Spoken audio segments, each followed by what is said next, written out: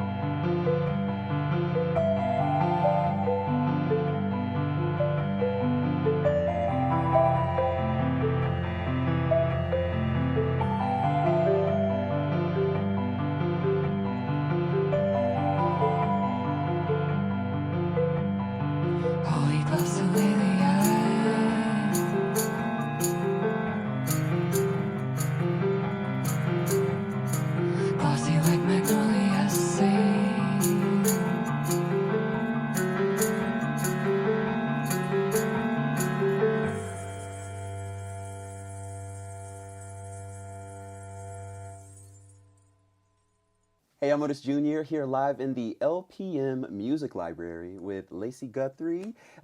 Just released your newest album, Flower Eating Monster. It's true. Yeah, I'm Yeah. so glad to have you here Thanks. in the I'm really happy studio. to be here for Yeah, sure. Yeah. it's a pleasure for me. I feel like over the years we've been in each other's musical orbits, so it's just really cool to be here now Totally. and doing these things. So this is a local music series, so I want to get started with talking about music in Louisville and what you think is unique about the Louisville music scene. I am primed for this right now because I just did the Rock Lottery last Yes. weekend. It was like really nerves initially, but then as soon as we kind of like all got sorted into our bands and got to business, it was really easy to work with everyone. And it seemed like the whole crew of people were in this headspace of like, we're going to make this so fun. We're going to do our best. We're going to lean into what we're good at and what we feel. And just being like really surprised at the sort of like sounds that were coming out of each individual project was so fun. Yeah. Because it's, I mean, like, you know, what do you get when you have like Dennis Stein and Duncan Cherry and like in a band together, or like, you know, just some wild combos. That's People so who cool would to never see. usually choose to collaborate Yeah, being thrown into this space like that. yeah. That's really cool. There was an epic moment with like Maggie Halfman at the end of a song singing this beautiful melody, and then Raven from Shark Sandwich just screaming like her like ferocious guttural scream, and it was so beautiful. That's amazing. So beautiful, yeah. So something that I really love about the sounds that you make, at least for me when I'm listening to them, they're almost dreamlike in a sense. Are there any particular influences that you, or what did you gravitate to when you were growing up listening to? Oh my gosh. This is hilarious. So what age are we talking? Like I don't know. We can touch on a couple of different ages. Yeah. So maybe let's start with maybe middle school age, because I feel Middle like that's like school? an age where people are really starting to just start to identify things they like. I was like the biggest Spice Girls fan of all time, I swear. I love it. Yeah, yeah. My mom took me to a concert in Indianapolis, like to go see them at, God, I don't know what it's called now. It used to be called Deer Creek. It's probably like the Verizon T-Mobile amphitheater or something. Right. But yeah, I loved the Spice Girls when I was in junior high, but like my mom's musical influences were still with me, and she had a really wide range of stuff that she loved listening to. So there was like the Alanis Morissette and Melissa Etheridge of it all. There was Rammstein, there was John Prine and Jim Croce, and then there was Celine Dion. She was the queen of our house. Oh, amazing. Yeah, and I mean, like, that stuck with me. Yeah. Like, totally, yeah. Who are some of your favorite lyricists specifically, I guess? Oh my God, that's a really good question, Otis. Dave Berman, The Silver Jews. His lyrics are poetic in a way that sort of just like showed me you can do anything you want. Like, you can follow a thread of absurdity. You can use words that don't make a whole lot of sense to describe a feeling in a way that does describe a feeling. I love, love, love his lyrics. I love Kate Bush's lyrics. I love John Prine's lyrics so much. Yeah. So the album Flower Eating Monster. Yeah, speaking of weird words. Yeah, I was going to say, what a title. Let's just talk about the title Yeah. first. I find inspiration in the funniest places, and I'm learning to just go with it. So, Flower Eating Monster is the name of a Muppet, a Henson Muppet. She's purple and out of control. She does eat flowers. She was on the Muppet Show in Alice Cooper's band. So I came across this Muppet somehow. I can't exactly remember, but my late uncle was a huge Alice Cooper fan, and somehow like that thread was like, this is what I'm calling the album. And it was so funny. I actually like called my friend who is a music attorney. And I was like, hey man, can I name a record after a Muppet? And he was like, let me get you on a 3-way call with this other guy. Like, and they were like, questionable. They were like, no, you can name it after a Muppet as long as you're not claiming to be affiliated with the Muppet or using any imagery of the Muppet in any way. It was like, cool. Yeah. So no Muppets on the cover. None. No. That's right. Yeah. When you were making the songs for the album, did you have an album? And like when you were writing, you're like, I'm making an album, or were you just kind of freely writing? I was freely writing in, you're going to remember this, the Pineapple Playground. Yes. Songwriting group that Otis attended once or twice, I think. Yeah, a couple times. So, you know, we were just like banging out songs every week. Yeah, and that's so amazing. It was so great. So like from this pool of output, these little flowers just like poked their heads up and they were like, it's me, it's me, it's me. And I was like, all right, you guys. And then I shared a bunch of voice memos of like the top contenders with Kevin Ratterman, who produced the record. So we worked on this together. We like really teased it out together. And I sent them to him and he was like, well, here are my faves. And I had my favorites. And then you have the whole piece. Yeah. So now we're at the beginning of a new year, and you released Flower Eating Monster at the very end of last year. Yeah. Do you have any visions for what's ahead right now? It's already on the books. Oh, yeah? Yeah, What's we're gonna record another record. Oh, I've got that's like amazing. the songs ready to roll. Oh, awesome. But of course, like, you know, we're thinking of everybody in LA, and like, you know, Kevin's gonna record it, produce again. So kind of just like coasting and seeing, you know, like what happens and stuff. But just the plan is just to make more and play it in like fun and beautiful spaces and try to have more of these like shows that feel like hangs with everybody. You know? Yeah. Well, that's very inspiring for me to see, and I just really love it. And I'm excited that there's already more to come. Yeah. Me too. Well, I'm excited to hear more. So thanks, love. We'll do that. Cool. Thanks for stopping by. Anytime. Yeah. 1, 2, 3, 4.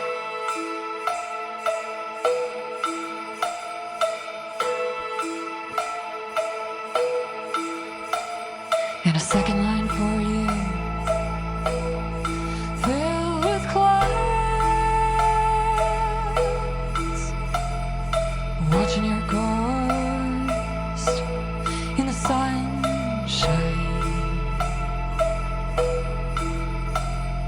covered in roses, dressed in sequins, voices from the horizon, they say you feel the devil, feel the devil, feel the devil, don't you let it out.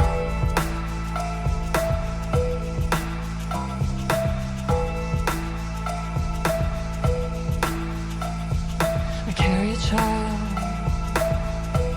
She is a satellite. She fell out of my mouth and watered my eyes in a memory of you in your kitchen.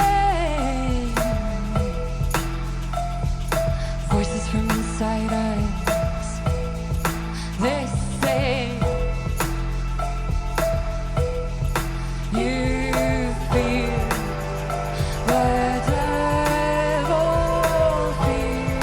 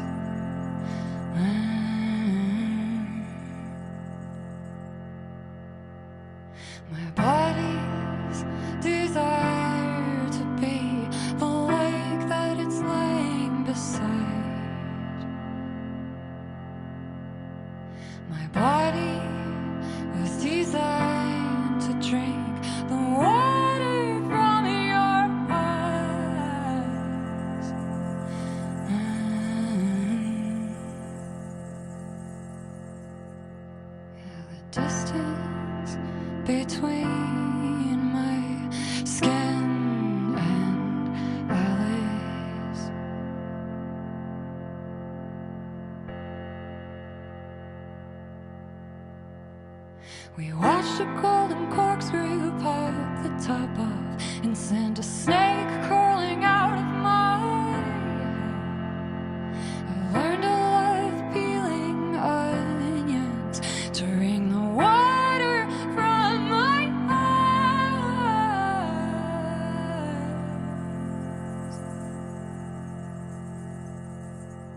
It's the distance between my skin and Alice.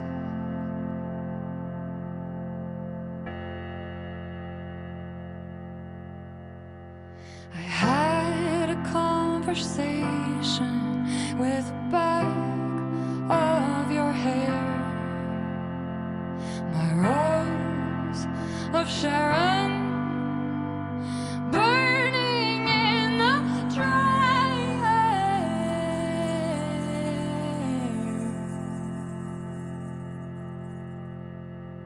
My body's desire to be the lake that it's lying beside.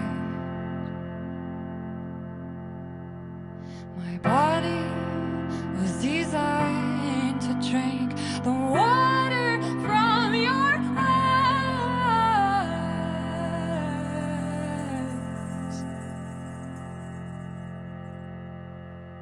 There's no propaganda in heaven, and no more grieving. You dug a tunnel to your freedom from the water from my eyes, the river weeping. But I'll drink to you, to the mole that killed the king. All God's money can't repay you, to the mole that killed the king. Yeah, I'll drink to you, to the mole that killed the king. All God's money can't repay you, to the mole that killed the king.